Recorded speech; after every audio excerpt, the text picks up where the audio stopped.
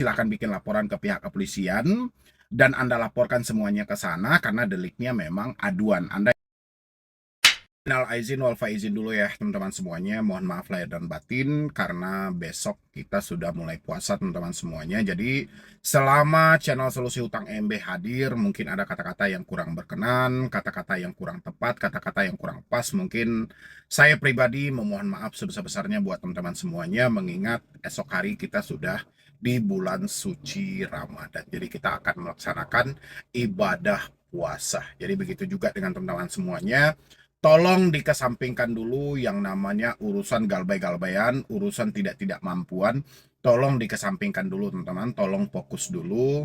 Karena di bulan suci Ramadan ini kita membutuhkan biaya yang sangat besar teman-teman. Membutuhkan biaya yang sangat besar, mungkin di siang hari kita tidak makan minum, tapi di malam hari kita pasti mengeluarkan uang yang double, belum lagi untuk uang berbuka dan segala macam. Ya, oke.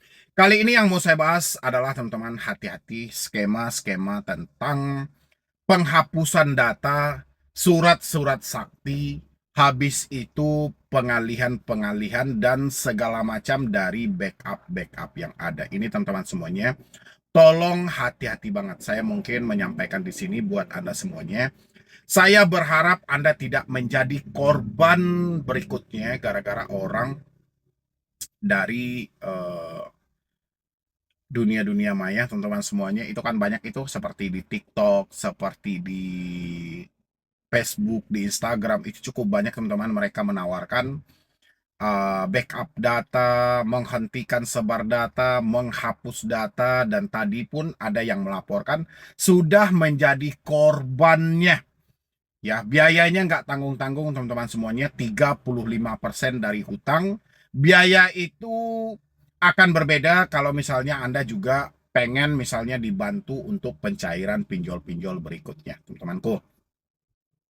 Apapun bisa jadi ladang usaha zaman sekarang, teman-teman. Apapun bisa jadi ladang usaha. Bahkan modal air ludah pun bisa kita untuk dijadikan ini sebagai ladang usaha. Tapi teman-teman semuanya, tolong dipikirkan dengan matang. Sebenarnya hal-hal seperti ini masih bisa Anda cegah. Dengan cara apa Anda cegah? Dengan cara Anda pikirkan dengan matang dari diri Anda. Selama ini, Anda itu tidak mampu bayar, tidak sanggup bayar. Ini bukan unsur disengaja. Tapi melainkan karena ketidakmampuan dan ketidaksanggupan Anda untuk melanjutkan pembayaran sesuai dengan keadaan yang ada. Nah, ketika Anda tergiur dengan jasa-jasa seperti ini, saya pun juga agak bingung, teman-teman. Giliran diminta untuk bayar hutang kalian tidak mampu, tapi bayar jasa kalian mampu gitu loh.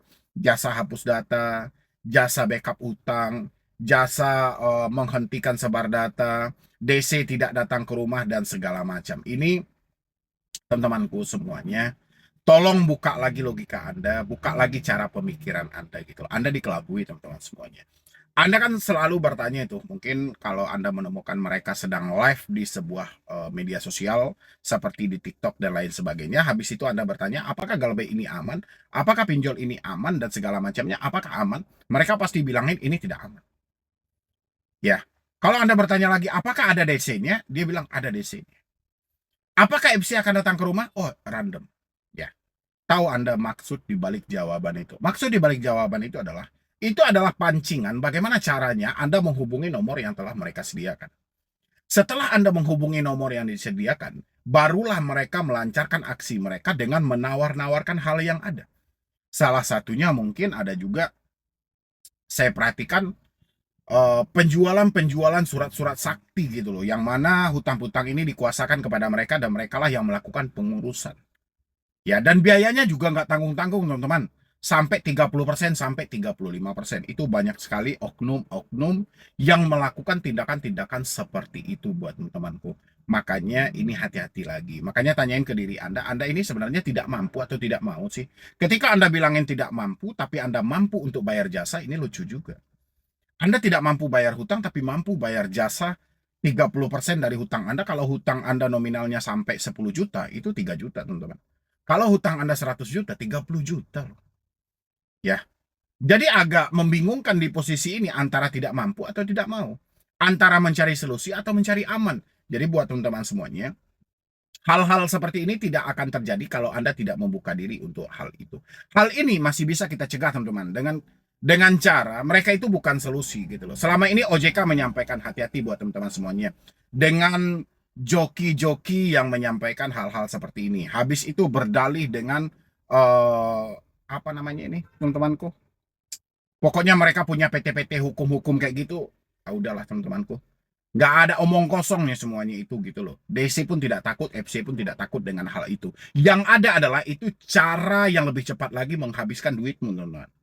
Jadi kalau misalnya Anda mempunyai uang sebesar 30%, rasa saya mungkin bayarkan ke hutangmu, jelas teman-temanku. Daripada pakai jasa-jasa yang tidak jelas seperti ini.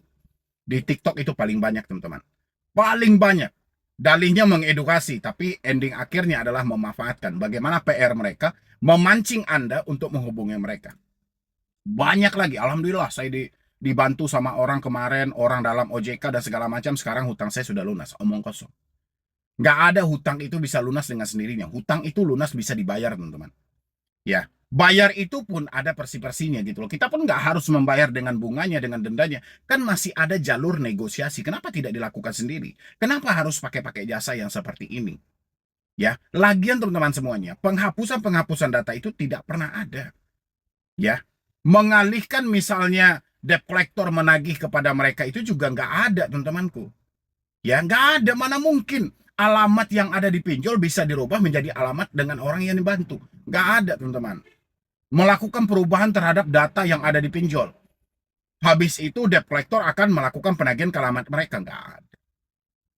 Ya, itu omong kosong namanya. Makanya teman-teman itu, buka lagi pemikiran Anda. Apapun pinjol yang Anda telat hari ini, itu bukan problem yang besar. Tapi cara Anda memikirkan sesuatu, ini luar biasa. Ketika cara Anda salah, tindakan Anda juga salah. Salah dalam berpikir, salah dalam melakukan cara, salah juga dalam melakukan tindakan. Pinjol itu tidak ganas, teman-teman. Yang ganas itu cara kita berpikir. Cara kita menyimpulkan sesuatu. Itu yang ganas.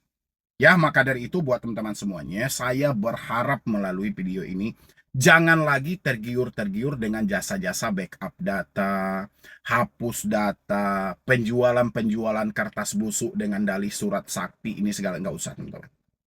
Tidak usah, saya bilang yang tidak usah. Ya, nggak ada gunanya. Yang ada itu malah menimbulkan masalah besar.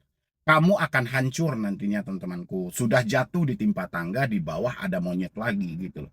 Sudah kamu hancur gara-gara hutang, hancur lagi karena penipu. Dalihnya edukasi, dalihnya menyelamatkan, padahal duit kamu yang dimanfaatkan, teman-teman. Makanya dipikirkan dengan matang ya buat teman-temanku semuanya. Dimanapun Anda berada, melalui video ini saya himbau buat teman-teman semuanya, mudah-mudahan ke depannya tidak ada lagi korban-korban penipuan seperti ini dengan kedok-kedok edukasi. Mereka itu bukan solusi, teman-teman. Ya, mereka berjamur ada di mana-mana, di semua media sosial mereka berjamur, tapi mereka bukan solusi. Kalau memang mereka solusi, OJK bukan lembaga yang bodoh. Harusnya sejak awal, OJK pasti menunjuk kalau Anda terjebak di pinjol, di hutang-hutang yang tidak mampu bayar, hubungi ini, nggak ada.